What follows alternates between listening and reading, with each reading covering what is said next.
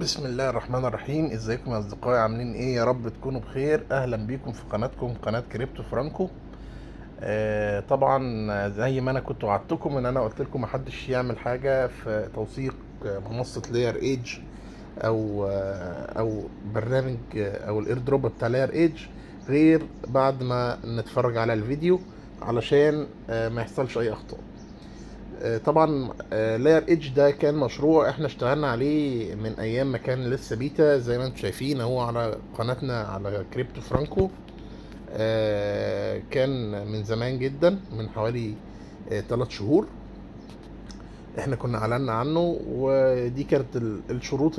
الاير دروب كان واضح جدا من البداية. مفيش فيه اي تعقيدات، كان الموضوع سهل جدا وان شاء الله نكسب منه كتير.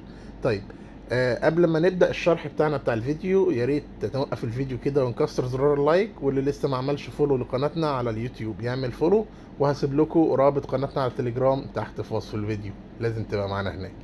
يلا بينا نبدا. بسم الله الرحمن الرحيم. زي ما انتم شايفين كده يا اصدقائي، دي شكل المنصه بتاعتنا بعد ما احنا بدانا بعد ما خلصنا التعدين. تمام، اول حاجه هنعملها عشان نبدا التوصيل بتاعنا، هندوس على الثلاث شرط اللي فوق بعض دول على ايدك اليمين. بعدين هتلاقي عندك تحت في كلمه مكتوب عليها BOH نيو، هندوس عليها نختارها. بعد كده هيقول لك هنا بروف هيومانيتي، يعني هو بيقول لك اثبات الانسانيه. ده هنعمل فيه ايه؟ هنربط المحفظه بتاعتنا مره تانية هنا. بعد ما ربطنا المحفظه بتاعتنا في البروف اوف هيومانيتي، هتلاقي عندك هنا بيقول لك ان انت لازم تعمل كومبليت لتاسك واحد من دول على الاقل علشان تبقى مؤهل للاير دروب. طب ايه هي التاسكات اللي عندنا هنا؟ كلها تاسكات سهله وبسيطه جدا. يعني هو هنا بيقول لك ايه؟ اهم حاجه ان انت تكون تخلص واحده من دول.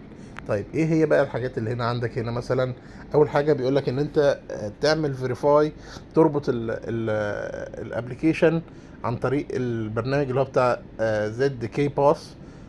ده نفس البرنامج اللي احنا كنا مستخدمينه يا اصدقائي قبل كده في التحقق بتاع ربط المنصات على الابلكيشن بتاع ميتشيجن لو تفتكروا. فالموضوع مش جديد بالنسبه لنا. هو هنا بيقول لك اول حاجه عايزك تخلص تاسك واحد. طب ايه هي التاسكات؟ تربط الابلكيشن بالمنصات عشان يتاكد ان انت موثق، ان انت انسان. ده ايه الميزه منه بقى يا اصدقائي؟ الميزه منه ان هو ما يبقاش فيه تعدد الحسابات. يعني الناس اللي هي معاها حسابات كتير مش هتقدر تشترك في الاير دروب ده. فبالتالي هتلاقي الهنود الكتير جدا اللي هم بيوقعوا سعر العملة وقت الإدراج مش هتلاقيهم موجودين. كل واحد متاح له يبقى عنده حساب واحد بس، فبالتالي ده هيكون أحسن جدا للمجتمع. وانا فضلت ان انا بشتغل على الابليكيشن ده بصراحه عن طريق اللابتوب، بس انا فضلت ان انا اعمل لكم هنا على الموبايل لان اغلبيه الناس هنا بتستخدم الموبايل. طيب اول حاجه عندنا هنا مثلا بيقول لك باينانس KYC ليفل 2. طيب يعني انا اعملها ازاي؟ هروح جاي داخل هنا على كلمه فيريفاي ناو، هدوس عليها كده، هيروح جاي هو محولني اوتوماتيك للابليكيشن بتاع ZK Pass. بيقول لك هنا ايه؟ اعمل لوجن على المنصه بتاعت باينانس، وبعدين هتلاقيه هو اوتوماتيك حولك على ال ال البيج تاني، ويقول لك ان انت كده سكسس، خلصت المهم. فهندوس هنا اوكي تمام، وبعدين نكتب هنا الايميل بتاعنا ونلوجن على باينانس. بعد ما خلصنا تسجيل الدخول على باينانس باليوزر نيم بتاعنا والباسورد، هو بيبعت نوتيفيكيشن على الابليكيشن بتاع باينانس. بتخش على الابليكيشن بتاع باينانس، تقبل ان انت كنت بتعمل لوجن. ايوه انا كنت بعمل لوجن. هتلاقيه راح جاي متسجل على ZK Pass، وبعدين ترجع تدوس هنا فيريفاي، هتلاقيها اخضرت كده زي ما انت شايف. وهتبقى ايه؟ هتطلع فوق هنا تقول يو بروف. تلاقي هنا في يور بروف اوف هيومانيتي سكور از 40، يعني انا خدت 40 نقطة ان انا انسان. فبالتالي انا كده تمام، خلصت التوثيق بتاعي. مش محتاج ان انا اعمل حاجة تاني خالص. طيب، هل في حاجة تانية ممكن تتعمل؟ ايوه طبعا، في حاجات كتير. الناس اللي عندها باينانس محظورة هتلاقي عندك هنا في اوبر رايد فيريفيكيشن. في عندك هنا منصة كيو كوين كي واي سي. يعني الناس اللي عندها منصة كيو كوين تقدر برضو تعمل فيريفاي للحساب بتاعها. طيب ايه تاني عندك؟ في عندك هنا بايبت كي واي سي. الناس اللي عندها منصة بايبت تقدر تعمل الكي واي سي بتاعها وتعمل فيريفاي. في عندك كوين بيز. طبعا كوين بيز دي موجود عند ناس كتير جدا. برضو لما تيجي تعمل فيريفاي هتلاقيها موجودة عندك، تقدر تربطها وتاخد الكي واي سي والكي واي سي بتاعها يخليك تبقى فيريفاي. اوكي اكس، ابيت، في عندك جيت اي او. في عندك ايه تاني؟ في عندك بقى الناس اللي هي مش قادرة تسجل في اي منصة من دول، مش قادرة تعمل توثيق عن طريق اي منصة من دول. بتعمل ايه بقى؟ بتعمل معاملة بحوالي 15 سنت من شبكة الاثيريوم.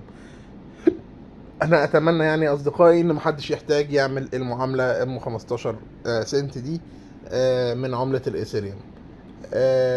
بس كده اصدقائي، مش هتلاقي نفسك محتاج تعمل اي حاجة تاني. بيقول لك هنا ايه؟ انت كده خلصت.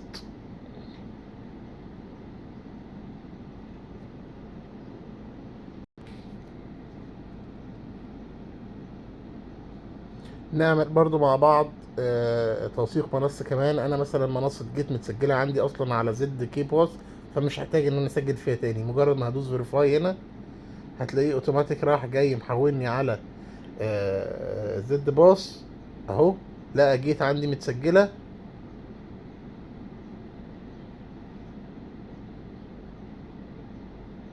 لا، ما لقاش متسجلة. المهم انا كده ايه، بعد ما لقاهاش متسجلة انا اتسجلت دخول تاني وقلت له خلاص، وقال لي تمام انت ابروفد. جيت اهي. انا فاكر ان هي كانت متسجلة فعلا عندي. المهم هترجع تاني للموقع بتاعنا بتاع زد باس وتدوس على فيريفاي جيت.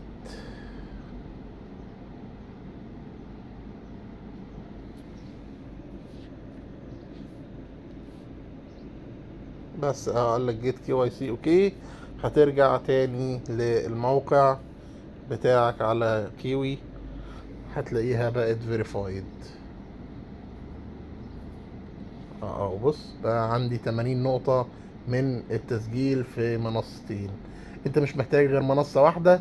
انا بس كنت بوريك ازاي تعمل التسجيل ده، مش اكتر. لو محتاجين اي حاجة تاني ياريت تسألوني في التعليقات. وبرضو احب افكركم ما تنسوش اللي مش موجود معانا على التليجرام، هسيب لكم الرابط في وصف الفيديو. لازم تبقوا معانا هناك عشان تتابعوا معانا الاخبار واخبار الادراج ان شاء الله قريبا. واحنا متوقعين ان شاء الله انها هتكون عملة قوية جدا. بس كده يا اصدقائي، اشوفكم بخير في فيديو تاني على قناتكم كريبتو فرانكو. مع السلامة.